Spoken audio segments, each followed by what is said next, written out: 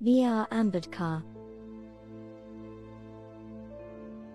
Ambedkar Babasaheb was an Indian political reformer who campaigned for the rights of the untouchable caste of India. He played a role in the Indian independence movement and also played a key role in drafting the Indian constitution and the reformation of Indian society through the promotion of greater equality and rights for both the poor and women.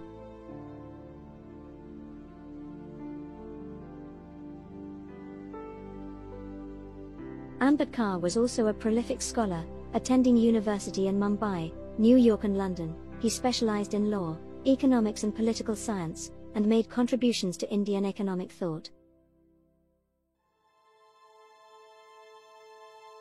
In 1956, shortly before his death, he converted from Hinduism to Buddhism, encouraging many fellow untouchables to also convert. Early life. Ambedkar was born in Mhow, Madhya Pradesh. He was the 14th child of Ramji Sopal, who was a Subedar officer in the British Indian Army. His family were ranked as a Mahar, Dalit, untouchable caste. At the time of his birth, those born in the Mahar caste were subject to great discrimination, with limited education and employment prospects. They were not allowed to share public water provision and often suffered very low standards of living, health and poor accommodation.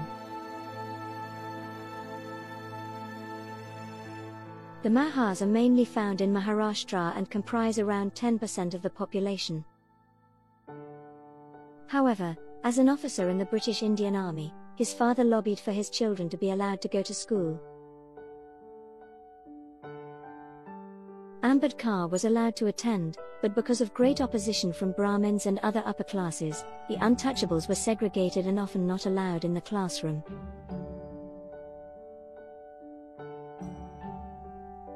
In his later writing No Peon, No Water,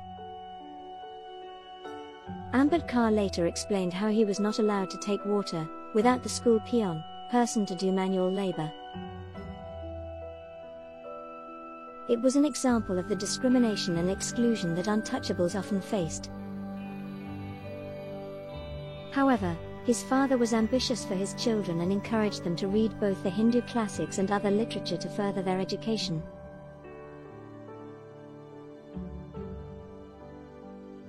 The discrimination and segregation of being born into the Mahar caste had a lasting influence on Ambedkar's outlook on Indian society and political life. In 1896 his mother died, and he was raised by their paternal aunt in difficult financial circumstances. Of his 13 brothers and sisters, only Ambedkar succeeded in graduating to high school. It was quite a rarity for his Mahar caste. In 1897, he became the only untouchable to be enrolled in Bombay High School.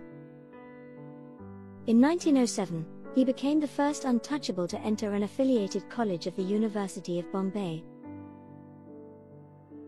This achievement was widely celebrated by his Mahar caste and was given a public ceremony.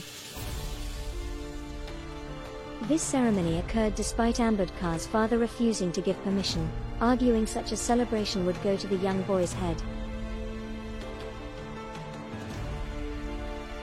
As was custom, in 1906, he was arranged to be married to a 9-year-old girl, Ramabai.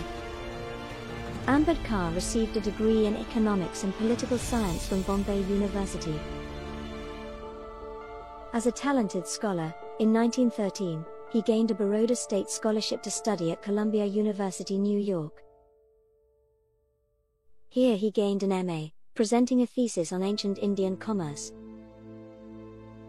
After New York, in 1916, he moved to London where he enrolled at the bar at Gray's Inn and also at the London School of Economics. By 1923, he was called to the bar and had completed a master's degree in economics, 1921, and a D.Sc. in economics, 1923. Ambedkar was a professional economist until 1921. He wrote an influential paper to the Hilton Young Commission which formed the basis of the Reserve Bank of India. In his 1923 These the Problems of Rupee, Its Origins and Solution - he studied the importance of price stability to the value of the rupee. He also investigated how the Indian economy could successfully develop. In 1917, he had to return to India to serve in the Baroda state military. However, his military career didn't last very long. He quit and found work as a private tutor. He also tried to set up an investment consulting business, but soon lost clients when they found out about his untouchable status. In 1918, he became professor of political economy at the Sydenham College in Bombay. He also went on to serve as a lawyer. In the 1920s, Ambedkar became increasingly concerned and active about the plight of his fellow caste members. He became a high-profile figure within Indian politics.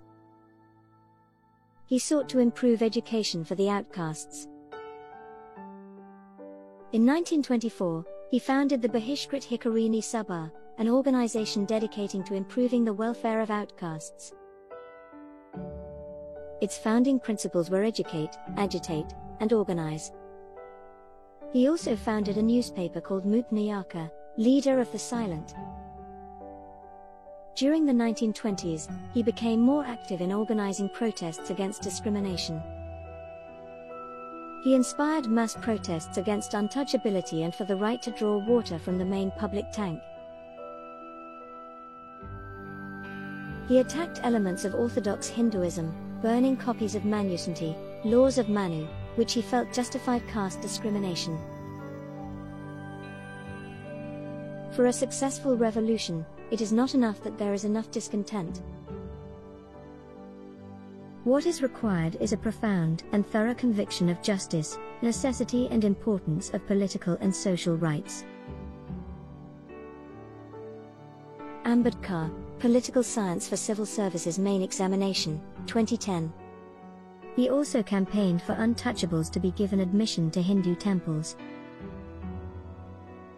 In 1930, he led about 15,000 untouchables in a peaceful procession to gain admission to Kalaram Temple. Ambedkar wrote prolifically on the subject of caste. He strongly criticized orthodox Hinduism and the caste system in particular. His book, The Annihilation of Caste, expressed these views most forcibly.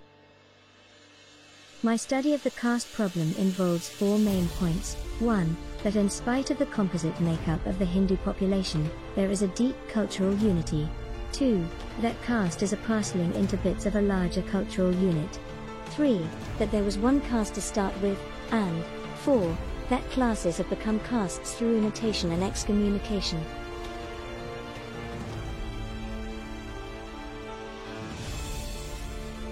Castes in India. He was also critical of Islam for the way he felt it justified slavery and the mistreatment of women. The Muslim society in India is afflicted by the same social evils as afflict the Hindu society. Indeed, the Muslims have all the social evils of the Hindus and something more. That something more is the compulsory system of purdah for Muslim women. Separate electorate. Ambedkar believed that the rights of untouchables could be best served by having a separate electorate for the untouchables. In 1932, given his prominence, the British invited Ambedkar to the Round Table Conference in London. The British agreed with Ambedkar's plan to have a separate electorate. However, Mahatma Gandhi was deeply opposed to this plan to divide the electorate. On hearing the news, Gandhi went on a fast, whilst in jail, provoking huge civil unrest amongst the Hindu population. Eventually, fearing conflict between orthodox Hindus and the Dalits, Ambedkar agreed with Gandhi to avoid a separate electorate. Instead, a certain number of seats were reserved for untouchables.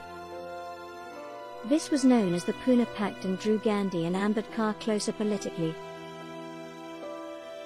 though tensions between the two still remained. Ambedkar wanted independence, but he gave equal weighting to the amelioration of the untouchables and other marginalized groups in society. It was not enough that India should get Swaraj. It was more important in whose hands the Swaraj would be. In 1937, he formed the Independent Labour Party to represent the untouchables in elections. They gained local success in the 1937 elections but fared less well in the 1947 elections. Constitution of India. In 1947, after India's independence, he was invited by the Congress government to play a significant role in drafting India's new constitution. He was appointed chairman of the Constitution Drafting Committee. He was also appointed First Law Minister. Ambedkar prepared a constitution which protected a wide range of civil liberties for both the poor and women. The state shall not discriminate against any citizen on grounds only of religion, race, caste, sex, place of birth or any of them. Article 17 outlawed the practice of untouchability. The constitution also included affirmative action to reserve jobs for people from scheduled castes. The constitution was adopted in 1949. We, the people of India, having solemnly resolved to constitute India into a sovereign socialist secular democratic republic and to secure to all its citizens justice, social, economic and political liberty of thought, expression, belief, faith and worship, equality of status and of opportunity, and to promote among them all fraternity, assuring the dignity of the individual and the unity and integrity of the nation. Constitution of India. Religion. Ambedkar was brought up in a Hindu culture and studied Hindu texts. However, he was critical of the caste aspect of Hinduism and frequently talked about his desire to leave his religion and encouraged others to do the same. For a while he considered Sikhism.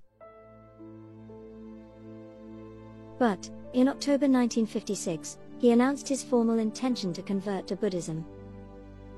He studied Buddhism throughout his life and in the 1950s spent more time studying Buddhism, traveling to Sri Lanka and attending Buddhist conferences. The direct answer to this question is that I regard the Buddha's Dhamma to be the best. No religion can be compared to it. If a modern man who knows science must have a religion, the only religion he can have is the religion of the Buddha. This conviction has grown in me after 35 years of close study of all religions. Ambedkar, the Buddha and his Dharma. After his conversion, he oversaw the conversion of 500,000 of his followers to the Buddhist religion. It was one of the biggest mass conversions in India. He founded the Buddhist Society of India and has helped to revitalize Buddhism within India, the land of its birth.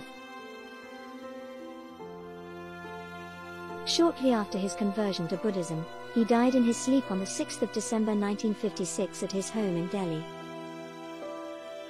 He suffered from diabetes and stress-related illness. He was given a Buddhist cremation, and over 500,000 people came to pay their respects. Ambedkar left a powerful legacy for Indian culture, politics and society. His drafting of the Indian Constitution placed great emphasis on equal rights and the overcoming of discrimination. His criticism of Hinduism has made him a controversial figure. But, in 2012, he was voted the greatest Indian by a national poll organized by History TV 18 and CNN IBN. He gained nearly 20 million votes. He has also received praise for his economic work. Nobel Prize winner Amartya Sen said that his contribution in the field of economics is marvelous and will be remembered forever.